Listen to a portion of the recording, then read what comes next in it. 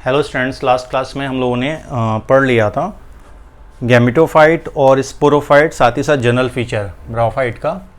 आज हम लोग पढ़ेंगे लाइफ साइकिल या सेक्सुअल रिप्रोडक्शन पैटर्न की बात कर लेते हैं। अगर लाइफ साइकिल की बात करें ब्रायोफाइट्स में, तो यहाँ पर सिंपली लाइफ साइकिल जो है वो हैप्लो डिप्लॉन्टिक है। ठीक है, लाइफ साइकिल क्या है? हैप्लो डिप्लॉन्टिक, यानी हैप्लॉइड और डिप्लॉइड फेज दोनों दिख रही हैं, और ये दोनों ही फेज क्या होंगी? मल्टी सेलुलर स्ट्रक्चर होगा। क्या होगा? Multi cellular structure. और यही लाइफ साइकिल पैटर्न आपको मिलेगा टेडोफाइट्स में।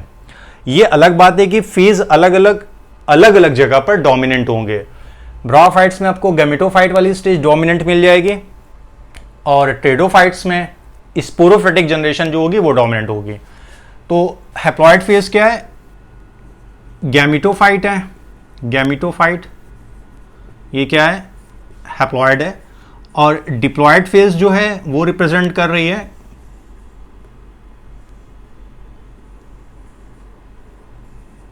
स्पोरोफाइट को। स्पोरोफाइट को ओके।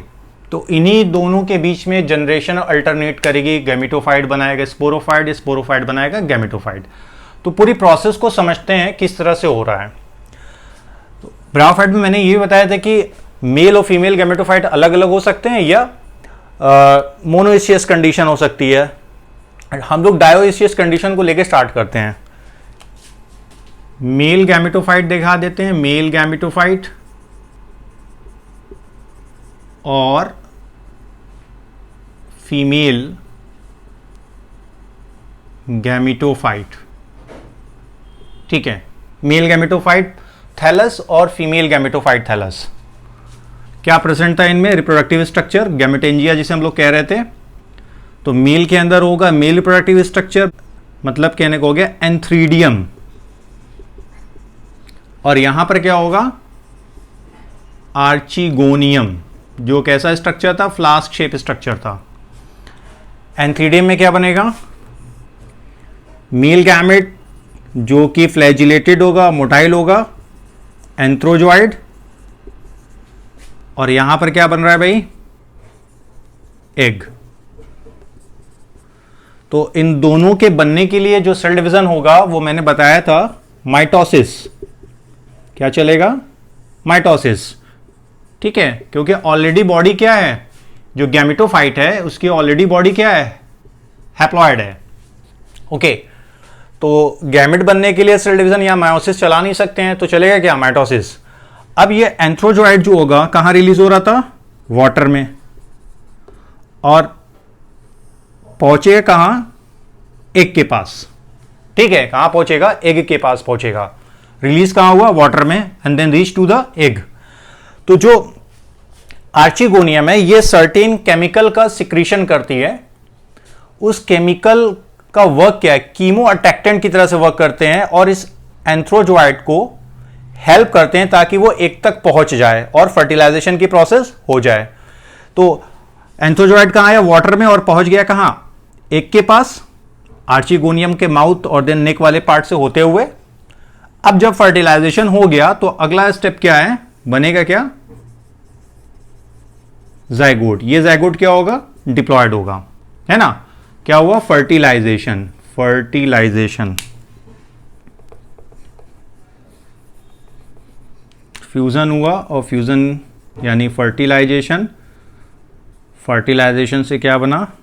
Diploid zygote. ठीक है, अब ये जाइगोट क्या होगा? सेल डिवीजन करेगा। कौन सा cell division? Mitosis cell division. फिर से ये क्या करेगा? माइटोसिस सेल डिवीजन करेगा। माइटोसिस सेल डिवीजन करेगा और बनाएगा मल्टी सेलुलर स्पोरोफाइट। ठीक है, जाइगोट डेवलप होगा एम्ब्रियो में, then embryo multi cellular sporophyte बनाएगा, जो क्या होगा? डिप्लॉयड होगा। इसमें 3 पार्ट थे। कौन कौन से? फूट, सीटा और कैप्सूल।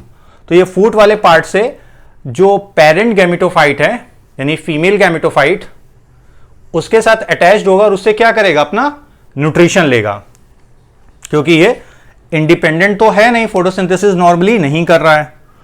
अब ये स्पोरोफाइट क्या प्रोड्यूस करेगा, स्पोर्स। ये स्पोर्स क्या होंगे, हैप्लॉइड होंगे। तो डिप्लॉयड से बन क्या रहा है, हैप्लॉइड स्पोर्स बन रहे हैं। और इस प्रोसेस के लिए सेल डिवीजन मियोसिस चलेगा। अब ये स्पोर्स क्या होंगे, डिस्पर्स होंगे थ्रू द एयर या वाटर के थ्रू, डिस्पर्स होंगे, बाहर आएंगे, जर्मिनेट करेंगे और देन क्या बना देंगे, मेल गैमेटोफाइट या फीमेल गैमेटोफाइट, या सिंपली हम लोग बोल सकते हैं गैमेटोफाइट का फॉर्मेशन कर देंगे।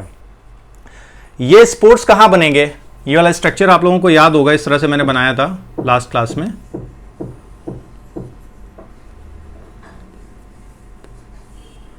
This is the capsule. इसका कैप्सूल के अंदर क्या है, स्पोर मदर सेल है। क्या है, spore mother cell, not sperm mother cell, spore mother cell. ये स्पोर मदर सेल्स क्या करेंगे, मियोसिस करेंगी। ठीक है, तो मियोसिस 2 स्टेप में होता है, जानते हैं हम लोग, मियोसिस फर्स्ट और मियोसिस सेकेंड। तो जब मियोसिस करेंगी तो क्या बनाएंगे भाई, स्पोर्स बनाएंगी। ठीक है, देन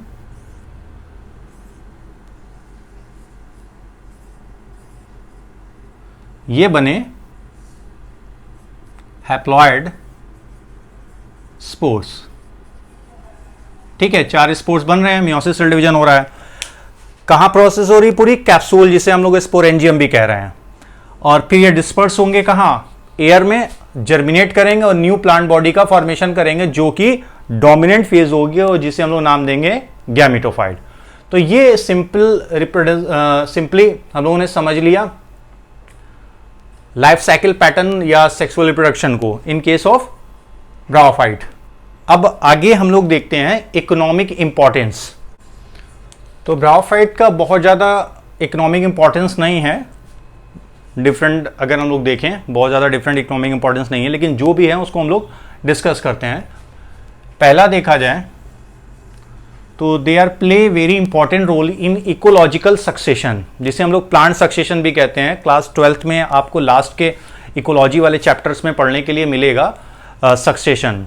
तो ये play very important role in ecological succession. ठीक है, अब इकोलॉजिकल सक्सेशन क्या है, ऐसा एरिया जहां पे कोई लिविंग बॉडी नहीं पाई जा रही है, ना ही प्लांट्स या एनिमल्स।